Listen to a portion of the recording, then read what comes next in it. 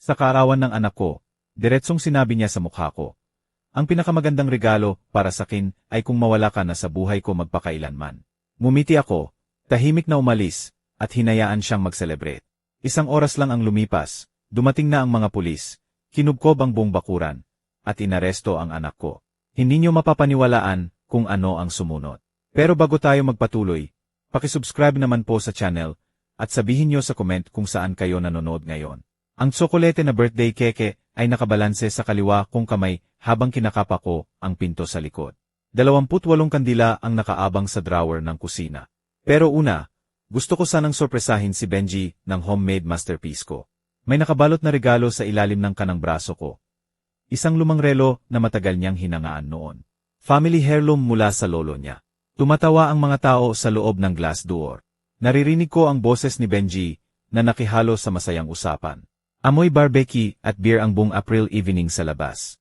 Perpektong panahon para sa 28th birthday niya. Huminto ako sa pintuan. Nakikinig muna kung may importante bang pinag-uusapan. Sa glass door, nakita ko si Benji na nakatayo malapit sa grill kasama sina Mark at Jay, ang usual niyang tropa. Si Sam nakaupo sa patio table, nagsiselfone, habang nagkakagulo ang ibang bisita sa bakuran. Grabe, talagang binigay ni tatay lahat para sa party na to Narinig kong sabi ni Mark. Bagong sound system, premium na beer, may caterer pa ng appetizers. Hinila ni Benji ang mahabang lagok mula sa bote niya. Nga, palagi niyang ginagamit ang pera para bilhin ang pagmamahal ko. Akala niya, pera lang ang solusyon sa lahat. Natigilan ako. Nakabalanse pa rin ang keke sa kamay ko. Biglang bumigat ang regalo sa ilalim ng braso ko. Kahit papano, may nagmamalasakit sa'yo, sabat ni Jay. 6 na buwan na akong hindi tinatawagan ng tatay ko. Mas maganda pa nga sitwasyon mo. Walang init ang tawa ni Benji. Palagi akong pinapakialaman ni Roberto tungkol sa trabaho. Pag-alis sa bahay, responsibilidad. Parang hindi niya gets na mahirap ang ekonomiya ngayon. Higpit ng higpit ang hawak ko sa cake plate. Sa glass door, nakita kong galaw-galaw niya ang bote ng beer habang nagsasalita. Sa totoo lang, pare, ang pinakamagandang regalo para sa akin ay kung tuluyan nang mawala si tatay sa buhay ko. Sawang-sawa na ako sa sermon at kontrol niya. Parang suntok sa dibdib ang mga salita. Napaatras ako, muntik mahulog ang cake. 28 taon ng birthday, Pasko, laro ng basketball, kwentuhan bago matulog. Lahat nawala sa isang kaswal na pang-insulto. Akala ko ba mabait ang tatay mo? Sabi ni Mark, itinaas ang bote bilang parang toos. Grabe naman yang tatay mo, sobrang strict, sabi pa ni Jay. Lahat dapat according sa plano niya sa Excel spreadsheet. Ganyan talaga mga engineer. Tama, dapat nasunod siya o wala. Tumalikod si Benji sa bahay. Kaya mabilis akong tumabi at sumandal sa peder. Minsan gusto ko na lang siyang mawala na talaga ng tuluyan. Nahulog ang regalo mula sa ilalim ng braso ko. Mahina lang ang pagtama sa banig sa paanan ng pinto. Nasalo ko pa habang nanghihina ang mga tuhod ko. Ang relo sa loob, relo ng tatay ko, ipinasa sa 3 henerasyon. Biglang parang walang kwenta. Pwede ka namang lumipat, Benji. Sigaw ni Sam mula sa mesa. Hindi pa rin tumitingin sa cellphone. Sa anong pera? Siya ang may kontrol sa lahat. Parang bata pa rin ako para sa kanya. Inubos ni Benji ang beer at itinapon ang bote sa basurahan. Pero libre naman ang upa, okay na rin. Sabay tawa ulit ang buong grupo. Natigilan ako roon, isang 62 anyos na lalaki na may hawak na birthday keke para sa anak na nais sana akong mawala magpakailanman. Walang saysay na ang mga kandila sa kusina. Ano ba ang ipinagdiriwang ko? Nanginginig na ang mga kamay ko. Nag-alog ang keke habang bumabalik ang mga alaala. Graduation party ni Benji, kung saan ipinakilala niya ako bilang yung nagbabayad ng lahat. Family dinner na lagi niyang inirapan ang bawat kwento ko. Pasko na halos hindi man lang niya tiningnan ang mga regalo habang nag-cellphone. 28 taon. Bulag ba ako noon? Sumandal ako sa frame ng pinto. Hindi makapaniwala sa narinig ko. Sa loob, naghihintay ang kusina ko na puno ng dekorasyon na ako mismo ang naglagay kaninang umaga. Sa dining table, nakabalot ang mga regalo na ilang linggo kong pinili. Lahat ng ginawa ko, lahat ng plano ko, naging kontrol at pang-istorbo lang sa paningin niya. Tuloy lang ang party na parang wala akong presensya. Si Benji malapit na sa grill. Nag-ihaw habang nagkukwento si Mark at tumatawa ang lahat. Komportable silang tinutukso ang taong nagbayad ng bahay, pagkain, at ng mismong lupa na kinatatayuan nila. Lumayo ako sa pinto. Nanginginig pa rin ang keke. Mabigat na parang bato ang regalo sa kabilang kamay. Sa glass door, nakita ko si Benji na nag-enjoy sa party na pinondohan ng taong nais niyang mawala. May sumakit sa dibdib ko, hindi lang sakit, may lamig at kalkulasyon. Naalala ko ang mortgage na binabayaran ko ng 5 taon mula nang bilhin ko, tong bahay na to, kuryente, tubig, insurance, buwis sa lupa, pagkain sa ref, sasakyan sa garahe na ginagamit niya, kahit hindi pinapahintulutan. Lahat tinanggap niya habang nagsasabi na sana mawala na ako.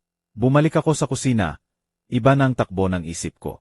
Kung gusto talaga akong mawala ni Benji, baka oras na para ipagkaloob ang birthday wish niya. Pero hindi sa paraang inaasahan niya. Pwedeng maghintay ang cake. Pwedeng maghintay ang kandila. May mga tawag muna akong gagawin. 10 minuto lang mula nang magtago ako sa kusina. Nakatiwangwang ang birthday cake sa counter. Medyo natunaw na ang frosting dahil sa nanginginig kong kamay. Naglakad-lakad ako sa pagitan ng ref at bintana.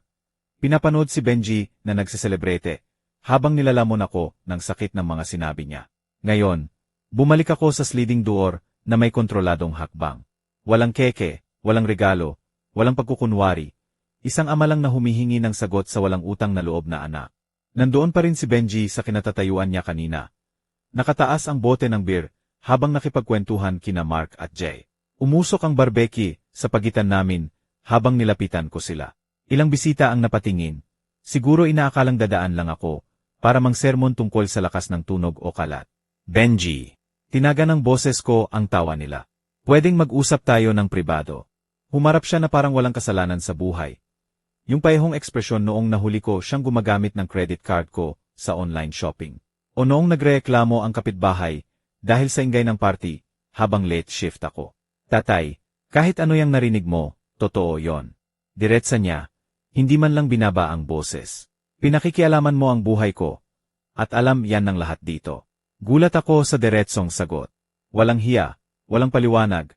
Puro brutal na katotohanan na parang hindi siya kailanman pinagalitan. Paano mo nasabi, yan gayong lahat ibinigay ko sa'yo? Walang may nag-utos sa'yong gawin yan. Sarili mong desisyon, yan na suportahan ako. Ininom ulit ni Benji ang beer. Tumango-tango ang mga kaibigan niya. Parang may utang ako sa'yo sa mga desisyon mo. Lumapit si Mark kay Benji. May punto si Benji, Emar Roberto. Mga magulang ang pumili magkaanak. Mas masakit pa yon kaysa sinabi ni Benji. Ito ang support system ng anak ko. Mga taong nag-inabol ng pang-insulto sa pamamagitan ng pilosopiya. Tumingin ako sa buong bakuran. Bakuran ko to. Binayaran ko sa pawis ko. At nakita kong napapansin na ng mga bisita ang usapan namin. 28 taon. Matatag pa rin ang boses ko, kahit umiinit na ang ulo. 28 taon ko kayong binuhay. Lahat ibinigay ko. At hindi ko naman hiningi kahit isa. Mataas na ang boses ni Benji. Lalong lumakas dahil may audience. Gusto mo ng pasasalamat sa mga bagay na hindi ko hiniling. Problema mo yan, hindi akin. Tumawa si Jay, matinis sa gabi. Boomer mentality talaga. Nagsacrifice ako kaya may utang ka sa akin. Marami nang tumigil sa sariling usapan. Bumuo ng bilog sa paligid namin. May mga naiilang, pero walang umaksyon. Libangan na lang sa kanila to. Family drama na pagsitsismisan nila sa mga susunod na linggo. Kaya noong sinabi mo sa mga kaibigan mo na gusto mong mawala ako magpakailanman, seryoso ka. Kumurap si Benji. Unang beses may nakita akong pagkagulat. Hindi niya inexpect na alam ko ang eksaktong sinabi niya. Pero mabilis na wala yon, pinalitan ng depensa. Seryoso ako. Lagi kang nakabantay, nangangaral, ginagawa mong tungkol sa expectations mo. Galaw-galaw niya ang bote. Natapon ang beer sa pasyo. Kung maghanap ka naman ng sarili mong buhay imbes na kontrolin ang akin, paeho tayong masaya. Mas marami na ang nakikinig. Tahimik na ang buong bakuran. Nararamdaman ko ang mga mata nila. Controlling father. Sobrang strict na tatay na ayaw pabayaan ang adult na anak. Sariling bahay, sariling pagkain, sariling sasakyan. Lahat galing sa taong gusto mong mawala. Tama. Walang init ang ngiti ni Benji. At kapag nawala ka na talaga, mamimiss ko siguro ang libreng upa ng mga 5 minuto. Tapos makakahanap ako ng iba. Tumawa si Sam mula sa mesa. Sa wakas na tauhan sa cellphone. Grabe ka, Benji. Pero parang papuri ang dating. Parang kaakit-akit ang walang habag niya. Ang tawa ni Sam kasabay ng tawa ni na Mark, at Jay ang naging soundtrack ng pagkakahiya ko. Nakatayo ako roon, napaligiran ng mga taong nagdiriwang sa panggagago ng anak ko. 28 taon ng gabi-gabing pagpapakain. School projects, driving lessons, college tuition. lahat naging pakikialam, sa harap ng mga taong natutuwa sa pagkasira ng pamilya namin. Tuloy lang ang party. May tugtugan pa rin, umuusok pa ang barbeki. Umiinom pa sila ng beer ko, at kumakain ng pagkain ko, habang pinapanood ang pagkawatak-watak ng relasyon namin ng anak ko. Tinalikuran ko ang mga mukha, may ngiti, may nakayuko, habang naglalakad ako papasok sa bahay. Tumawa pa si Benji habang lumalayo ako. Pero may nagbago sa huling sandali. Ang sakit ay nagiging malamig, mas kalkulado. Gusto niya akong mawala, kaya maayos yon, pero hindi sa paraang inaasahan niya.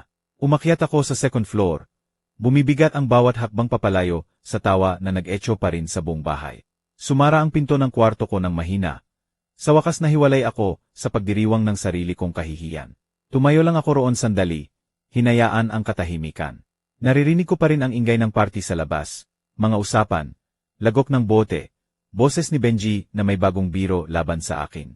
Sa bintana, nakikita ko ang mga bisita sa bakuran. Mga anino nila sumasayaw sa ilaw ng gabi. Ang salamin sa ibabaw ng dresser ko ay sumasalamin ng isang lalaking halos hindi ko nakilala. Kailan pa ako naging ganito? Basahan na tumatanggap ng insulto ng tahimik. Nag-inabol ng disrespect, habang patuloy na nagbibigay sa taong nais akong mamatay. Blanko ang mga mata ng reflection ko, at biglang bumuhos ang mga alaala. Naalala ko noong nakaraang tagsibol. Pinilit ako ni Benji sa 3 dealership. Ipinipilit akong magkuseg ng sasakyang hindi niya kayang bilhin. Noong magmungkahi ako ng mas abot kaya, tumingin siya sa salesman na parang nahihiya. Pasensya na po sa tatay ko.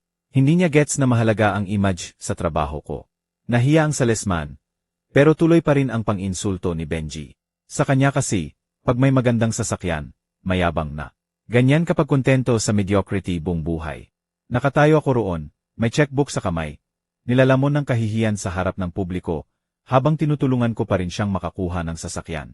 Ang pinili naming second-hand na Honda ay nagkakahalaga ng 750,000 piso. Ilang buwan siyang nagrereklamo. May isa pang alaala, Pasko noong nakarang taon. Inimbita ko ang mga kaibigan niya para buuin ang relasyon. Ilang araw akong nagprepare.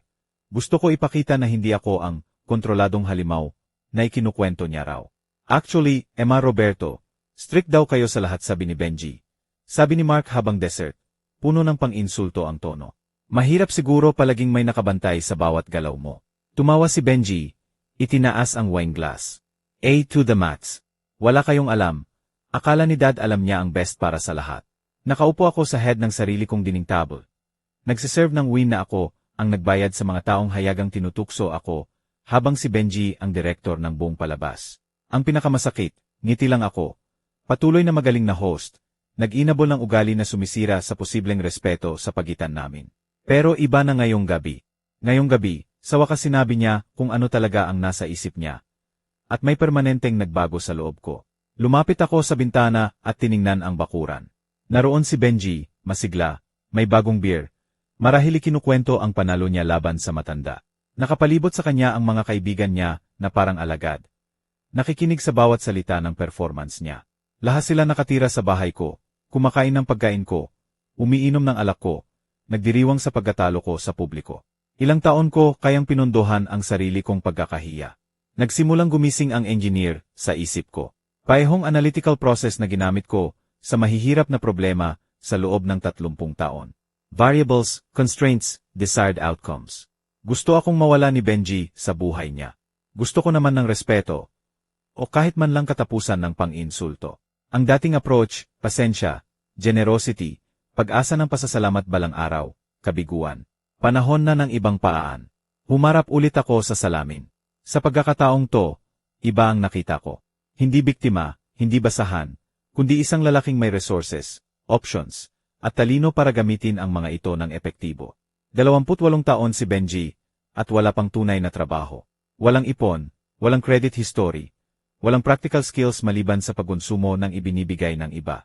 Buong lifestyle niya ay nakadepende sa patuloy kong pagsubsidies, habang hayagang nilalait ang pag-iral ko. Paano kung biglang nawala ang subsidi na yon? Nagbigay ng malamig na linaw ang tanong. Akin ang bahay na to, outright. Lahat ng bayarin, kuryente, insurance, buwis, pagkain sa ref, internet na ginagamit niya sa Letenay Gaming, lahat akin. Kung talagang gusto akong mawala ni Benji, oras na para ipagkaloob yon. Sa mga terms ko, hindi sa kanya. Lumapit ako sa pinto, nakahawak sa handle. Tuloy pa rin ang party sa baba. Walang kamalay-malay sa pagbabago sa taong nagbigay daan sa lahat. Matututo si Benji ng pagkakaiba ng kalayaan at pag-abandon, ng freedom at responsibilidad. Hiniling niya ng space mula sa impluensya ng tatay niya. Malapit na niyang makuha ang lahat ng space na kaya niyang hawakan. 25 minuto mula nang umalis ako sa bilog ng pang-iinsulto.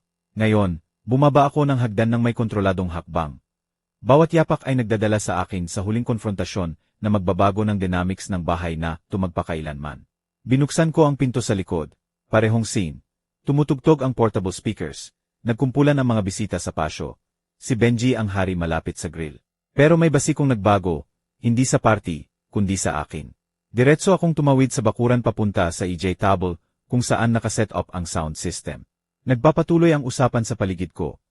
Karamihan hindi aware na ang may-ari ng lahat ng tinatamasa nila ay may desisyong magbabago ng gabi nila. Nandoon ang wireless microphone. Eksakto kung saan ko inasahan. Kinuha ko ito ng may paihong kalmang precision na ginamit ko noon sa pag-present ng engineering solutions sa board. Tumugtog pa sandali ang musika bago ko nahanap ang volume control. Biglang tahimik ang buong bakuran. Tapos na ang party. Malinaw ang boses ko sa buong speakers sa buong property ko. Hinihiling ko sa lahat na umalis na sa property ko ngayon. Parang suntok ang dating ng mga salita. Natigilan ang usapan.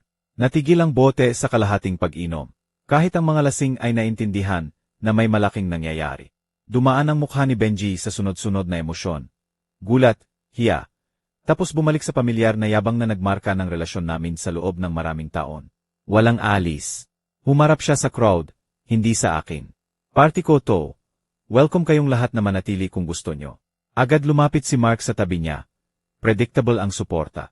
Emma Roberto, wag nyo naman sirain ang birthday ng bata. Property ko to. Sagot ko sa microphone. Matatag at factual ang boses. May legal right ako na mag-decide kung sino ang pwede at hindi pwedeng manatili. Tumawa si Jay. Parehong dismissive tone kanina. Seryoso ho ba, Emma Roberto? Wag naman ganon. Hindi naman kami naninira. Ilang bisita ang naiilang. Nararamdaman na ang family conflict lumampas na sa normal. Pero ang core group ni Benji ay nagrally pa rin sa kanya na parang hindi pa sila nakaranas ng totoong consequences. Tatay, ibaba mo yung microphone at tigilan mo yung kahihiyan mo. Pamilyar na ang condescending tone ni Benji. Perpekto na niya, yon sa loob ng mga taon na tinanggap niya ang suporta ko. Mga kaibigan ko to. Party ko to at parang baliw ka. Pinalakas ng microphone ang sagot ko sa buong bakuran. Akin ang bahay na to. Ako ang nagbabayad ng mortgage, kuryente, insurance, at buwis. Hindi mo property to, Benji. Akin. Ano naman? Ilang taon mo na akong sinusuportahan. Ganyan talaga mga magulang. Galaw-galaw niya ang kamay. Nagpe-perform sa audience. Hindi mo pwedeng palisin ang mga tao dahil lang may breakdown ka. Tumawa si Sam mula sa mesa. Parang libangan ang family legal dispute namin. Ilang bisita pa ang nagbubulungan. Pero walang gumagalaw papunta sa labas. Pwede ko talaga. Tinyak ng mikrofon na naririnig ako ng lahat. May karapatan ang bawat may-ari ng property na paalisin ang sinuman. Kung tumanggi, trespassing na yon.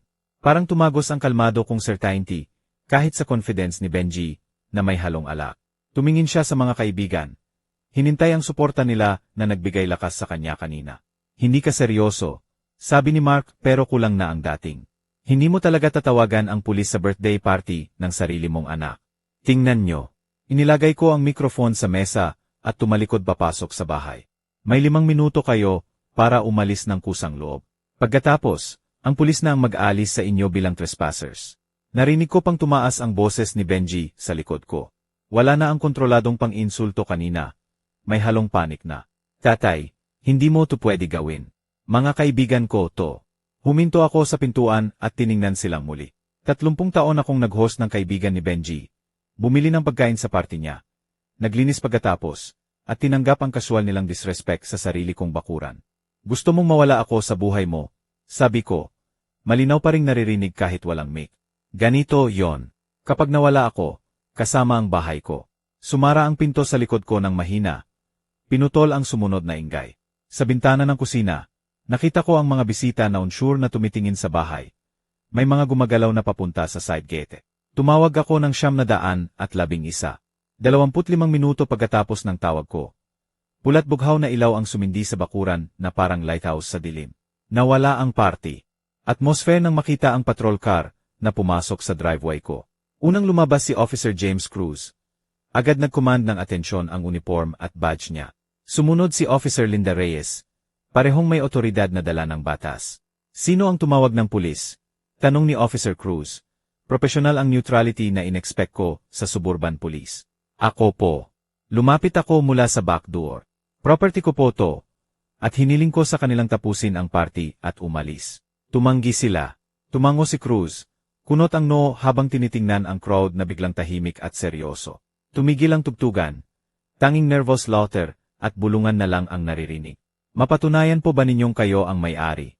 Inabot ko ang driver's license at latest tax declaration ko. Mga dokumentong inihanda ko habang naghihintay. 28 taon ng pagmamay-ari ng bahay ang nagturo sa akin ng kahalagahan ng papeles. Lumapit si Officer Reyes sa gitna ng pasyo. Malinaw ang boses sa gabi.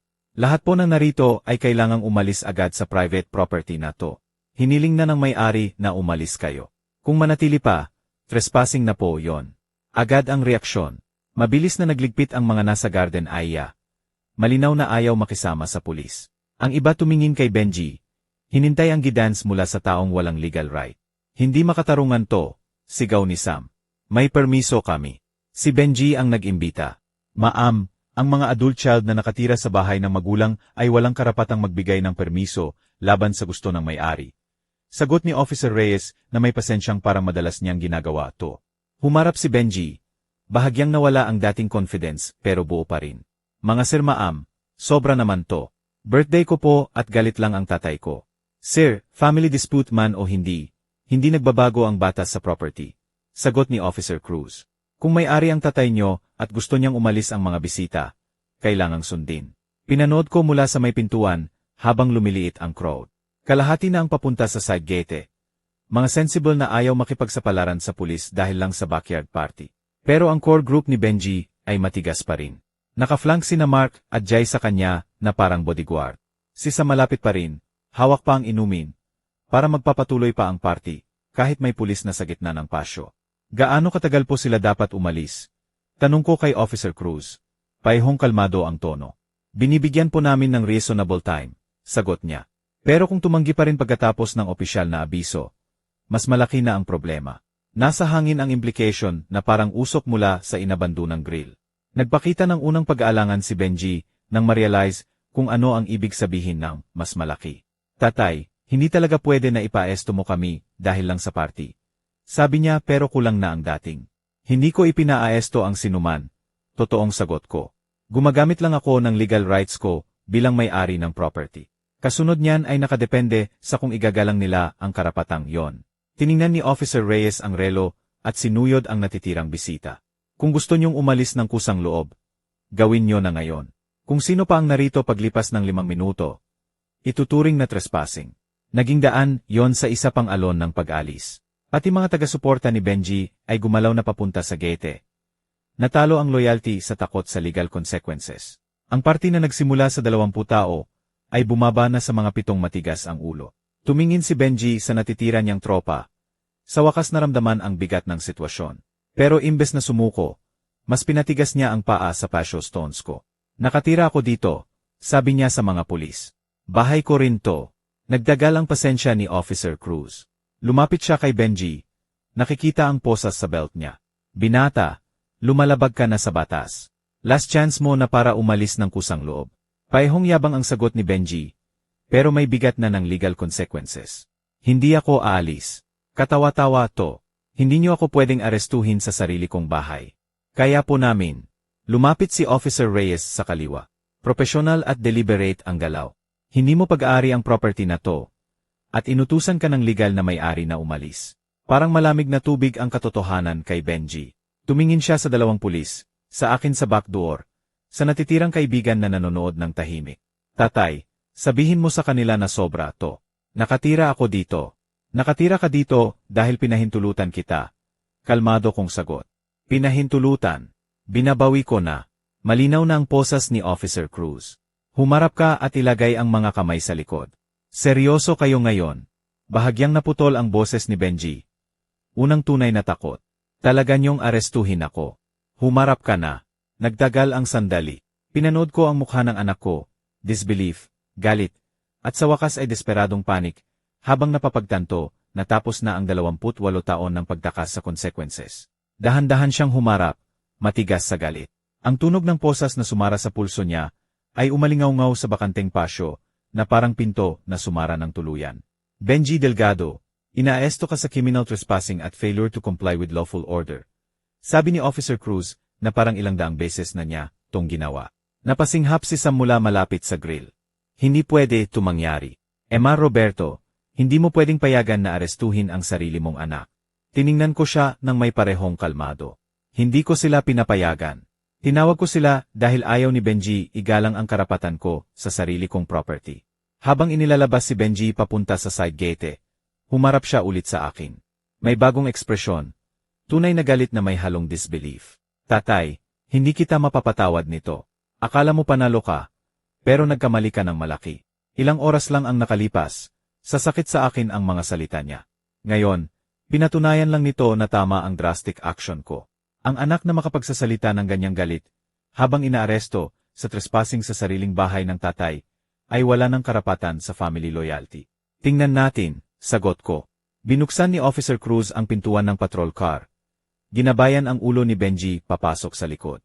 Sa bintana, nakita ko ang galit na mukha ng anak ko. Gumagalaw ang bibig. Siguro may iba pa siyang banta na salamat na lang at hindi ko naririnig. Lumapit si Mark. Nawala na ang dating confidence. Officer, gaano katagal po siya makukulong? Kailan to pwede mabail? Depende po sa charges at desisyon ng judge. Sagot ni Officer Reyes. Criminal trespassing po pwede hanggang 2 linggo sa county jail. Los multa. 2 linggo. Perfect sa isip ko. 2 linggo para maisakatuparan ang mga pagbabago na naisip ko habang nagbabago ako sa itaas. Umandar ang patrol car. Umikot ulit ang pulat bughaw na ilaw habang umaatras sa driveway. Pinanood ko mula sa back porch habang inilalabas ang anak ko. Opisyal nang nasa police custody. Sa wakas naharap ang tunay na consequences. Si Sam umiyak malapit sa inabandunang party decors. Sina Mark at Jay nag-iipon ng baso na parang hindi alam kung ano pa ang gagawin. Tapos na ang party sa lahat ng paraan. At akin ulit ang bakuran ko. Sa ilang minuto, kahit ang pinakamalapit, na kaibigan ni Benji ay umalis na sa side gate. Tahimik na ang sound system, lumalamig na ang grill, nakakalat ang pepper plate at plastic cup na lilinisin ko bukas. Pero ngayong gabi, mag-isa akong nakatayo sa naibalik kong espasyo. Pinapakinggan ang katahimikan na pumalit sa mga taon ng disrespectful na ingay. Simula pa lang to ng totoong trabaho. Ang unang umaga na wala si Benji, ay parang ibang bahay. Nagkape ako sa ganap na katahimikan sa kitchen table. Wala na akong pinakinggan na reklamo o hiling mula sa itaas. Mabilis na tawag sa county clerk's office ang nagkumpirma sa sinabi ni Officer Reyes. Makukulong si Benji ng 14 na araw sa criminal trespassing at disorderly conduct. Release date, April 29. 9 oras am 14 na araw. Eksaktong 2 linggo para maisakatuparan ang plano na nabuo habang inaaresto siya. Sa mga sumunod na araw, nagsimula akong magtrabaho ng may paihong methodical precision ng engineering career ko. Una, kinuha ko ang financial records ng nakaraang 5 taon. Rent sa lugar namin, 85,000 buwan-buwan. Utilities, 18,000. Pagkain na sinagot ko, 20,000. Insurance, maintenance, buwis, at iba pa, umabot ng 220,000 buwan-buwan o 2.6 milyon kada taon ang tunay na gastos ni Benji. Hindi pa kasama ang party expenses, gas, at emergency na kailangan agad bayaran. Habang nagre-research, tiningnan ko rin ang real estate market. Katulad na bahay sa amin, 42M, 46M. Ang akin, well-maintained at bagong renovate, malamang nasa 45M pataas. Paulit-ulit na bumabalik sa isip ko ang job fair noong Nobyembre. Inihatid ko si Benji sa 3 kumpanya. Naghintay habang nag-a-apply. Tinuruan ko pa ng interview techniques. Bumalik siya na may kwento kung bakit hindi bagay ang trabaho. Micromanager daw ang boss, mababa ang sweldo, malayo. Sa loob ng 1 linggo, nalaman ko sa kaibigan na sinadya niya masira ang mga interview. Lete, hindi nakaporma, walang seryosong sagot. Noong hinamon ko, diretsa niyang sinabi. Bakit pa ako magtratrabaho ng minimum wage, gayong lahat ibinibigay mo naman? Dapat noon pa ang wake-up call. Sa halip, tinanggap ko ang logic niya, at nagpatuloy sa pag-enabol ng ugali na sumisira sa posibleng respeto namin. Sa dulo ng unang linggo ng pagkakakulong niya, tuluyan nang nabuo ang desisyon ko. Gusto akong mawala ni Benji sa buhay niya. Hayagan niya tong sinabi, paulit-ulit, at may sapat na cruelty para patunayan ang seryoso niya. Sige, mawawala ako. Pero hindi bilang talunang tatay na pwede niyang manipulahin magpakailanman. Ibenta ko ang bahay habang nasa kulungan siya. Hindi niya alam na tapos na ang libreng sakay niya. Ang pera ay gagamitin ko sa komportableng retirement sa malayo, kung saan hindi niya ako mahahana. Sa ikalawang linggo, nagre-research ako ng retirement communities sa ibang probinsya o estado kung saan 45 milyon ay makakabili ng disenteng bahay at maraming taon ng mapayapang buhay. Baka Baguio, Palawan, o kahit sa ibang bansa. Malinaw na malinaw sa mga banta niya noong inaresto. Tingin niya sa akin, hadlang lang na kailangang madaanan, hindi tatay na igagalang. Pero sa pagkakataong to, walang urungan, walang kompromiso, walang unti-unting pagbaba ng resolve dahil sa emotional manipulation. Simple lang ang engineering approach. Alisin ang variable na nagdudulot ng system failure. Sa kasong ito, ang continued financial support ko sa taong hayagang ng insulto sa nagbibigay. Habang palapit na ang release date, tinapos ko ang research at pinatibay ang desisyon. Nasa tabi ng kape ko ang business card ng real estate agent na nag-specialize sa mabilis na sell. 24 na oras na lang ang natitira. Naging parang project timeline ang buhay ko. Moving truck, pirmahan ng deed of sale, K-turnover, lahat nakaschedule ng minuto-minuto. Dumating sina Carlos at Maria Garcia, kasama ang dalawa nilang anak, at isang zero-wheeler na puno ng gamit. Masaya sila, parang noong unang bumili ako ng bahay 30 taon na ang nakaraan. Noong masaya pa si Benji sa bedtime stories at birthday candle. Emma Roberto, maraming salamat po sa mabilis na sal. Sabi ni Maria habang tumatakbo ang mga bata sa dati kong sala. Alam po namin nagmamadali kayo. Bigla lang nagbago ang buhay minsan. Sagot ko habang inaabot kay Carlos ang garage opener at susi. May maliit lang po akong pabor. Baka dumaan bukas ang anak ko. Hindi pa niya alam ang sal. Pwedeng iabot nyo tong sulat. Inabot ko kay Maria ang puting sobre. Nakasulat sa harap sa malinis kong sulat kamay. Benji. Tumango siya. Naintindihan ang bigat ng sitwasyon, kahit hindi niya alam ang buong kwento. Laman ng sulat, 40 salita lang, pero sapat na. Benji. Sabi mo gusto mong mawala ako, sa buhay mo magpakailanman. Ipinagkakaloob ko na ang wish mo. Nabenta ko na ang bahay. Magtra-travel ako ng matagal at hindi na ako makontak. May kalayaan ka na ngayong matagal mo nang hiniling. Tatay. Pag-aalis ng Garcia family, nag-impake ako ng isang maleta lang at lumipat sa kabilang bahay. Kay Kuya Frank Santos, kapitbahay ko ng 15 taon. Pwede ba akong tumuloy ng ilang araw, Kuya Frank? May transition lang. Siyempre naman, Per. Ano bang nangyari sa bahay? Nabenta ko na. Panahon na ng malaking pagbabago. Si Benjay. Saan siya titira pagbalik niya? Matanda na yon. Makakayanan niya. Tumango na lang si Kuya Frank. Alam niya kapag may ayaw ng pag-usapan. May kwarto siya sa second floor na kita ang buong harap ng dating bahay ko. Perpektong vantage point. Gabing yon, pinanood ko sina Maria na nag-aayos ng kurtina sa kwarto na dati kay Benji. Bukas ng umaga, matutupad na ang pinakamatinding consequence na hinintay niya sa buong buhay niya. 9 oras 30 minuto ang kinabukasan. Mula sa bintana ni Kuya Frank, nakita ko si Benji na papalapit sa kanto. Payat na payat. Shoot pa rin ang damit noong inaresto siya. May maliit na plastic bag lang mula sa kulungan. Walang bahid ng pagsisisi ang lakad niya. Excited pa nga. Parang uwi sa dati niyang komportableng buhay. Wala siyang kamalay-malay. Diretso siyang lumapit sa walkway. Hinugot ang susi na hindi gagana sa bagong lock. Nasa harap ng dating, amin, na bahay sina Carlos na nagbubuhat ng kahon at ang dalawang bata na naglalaro. Narinig ko pa ang boses niya. Yung pamilyar na mayabang na tono. Oy, sino kayo? Bakit kayo nasa bahay namin? Pesensyoso si Carlos. Pasensya na po, kuya. Pero amin na tong bahay. Binili namin kahapon. Impossible. Dito ako nakatira. Bahay ito ng pamilya namin. Lumapit si Maria sa pinto. May hawak na sobre. Ikaw ba si Benji Delgado? Sa wakas, may matinong tao. Paki-explain nga kung bakit puno ng gamit ng iba ang bahay ko. Inabot ni Maria ang sobre. May iniwan po ang dating may-ari para sa'yo. Kinuha ni Benji ang sobre. Medyo nanginginig ang kamay habang binubuksan. Mula sa malayo, kita ko ang mukha niya habang binabasa ang 40 salita ko. Una, pagkalito. Pangalawa, hindi makapaniwala. Pangatlo, unti-unting pag-unawa. Panghuli, tuluyang pagbagsak. Hindi pwede to, bulong niya. Halos hindi naririnig. Hindi lang niya pwedeng ibenta ang bahay at maglaho. Hindi ganyan ang pamilya. Nanginginig ang mga tuhod niya. Sumandal sa mailbots na hindi na namin pag-aari. Nahulog ang plastic bag mula sa kulungan. Kalat ang mga gamit niya sa sidewal. Saan ako titira? Paano ako kakain? Hindi na demands ang tono. Despeadong bulong na lang. Tumingin sina Carlos at Maria sa isa't isa. Nahihirapan, pero walang magawa. Mula sa bintana ni Kuya Frank, halo-halo ang nararamdaman ko. Tuwang-tuwang hustisya, at biglang sumiksik na awa na hindi ko inasahan. Nakatayo si Benji sa sidewalk. Binabasa ulit-ulit ang sulat na parang pwede pang magbago ang nakasulat. Sa likod niya, masaya ang bagong pamilya na nag-aayos ng kanilang bagong tahanan. Sa harap niya, walang-wala. 28 taon ng pag-inabol. Natapos sa 40 salita at isang ibinentang bahay. Nakatiklop niya ng maingat ang sulat, itinago sa bulsa, at tumalikod na walang salitang umalis. Ilang oras akong natulala sa bintana. Umiyak siya.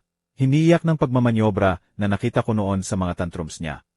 Tunay na iyak ng taong natutong masaktan ng totoo. Hindi naman niya alam na anak ko pa rin siya sa kabila ng lahat. Pero hindi na niya ako kailangan. At hindi na rin ako kailangan niya. Gabi na nang hanapin ako ni Kuya Frank sa kusina. Nakatitig lang ako sa malamig na kape. Matigas ang araw Parang ganon. Nakita ko yung bata. Parang nawalan ng mundo. Minsan, Kuya Frank, matagal dumating ang consequence. Pero darating at darating talaga. Tumango siya, hindi na nagtanong pa. Kinaumagahan, isang maleta lang ang dala ko papunta sa kotse. Lumabas si Kuya Frank sa porch. Itinaas ang kamay bilang paalam. Tinugon ko rin, 30 taon ng kapitbahay. Isang mahinang kamay lang ang nagwakas. Papunta na ako sa Coastal Highway. Baguio o Palawan o kung saan pa. 45 milyon sa bangko. Walang obligasyon. Walang umaasa sa akin. Nakuha ni Benji ang eksaktong hiniling niya. Tatay na nawala sa buhay niya magpakailanman. Ipinagkaloob ko ang birthday wish niya. Gamit ang payahong engineering precision na ginamit ko sa buong buhay ko. Hustisya na natural, hindi personal na paghihiganti. Pero ang luha niya ang nagbago ng ekwasyon. Hindi ang plano, kundi ang pag-unawa ko sa kanya. Anak ko pa rin siya. May damdamin pa rin siya. Pero hindi na ako ang tatay na babalik para ayusin ang lahat. Habang tumatakbo ang kotse papuntang kanluran, sumikat ang araw sa windshield. Sa likod ko, natututo si Benji mula sa kabilang panig ng leksyon. Sa harap ko, naghihintay ang dagat at mga bayan na walang alam sa nakaraan ko. Panahon na para malaman kung sino ako kapag walang humihingi ng kahit ano sa akin. Kung gusto nyo ng ganitong kwento, pakilik naman po ang video, mag-subscribe sa channel, at i-share nyo sa comment kung ano ang naramdaman nyo sa kwentong ito. Sa susunod na kwento, i-click nyo lang yung box sa kaliwa. Maraming salamat sa panonood.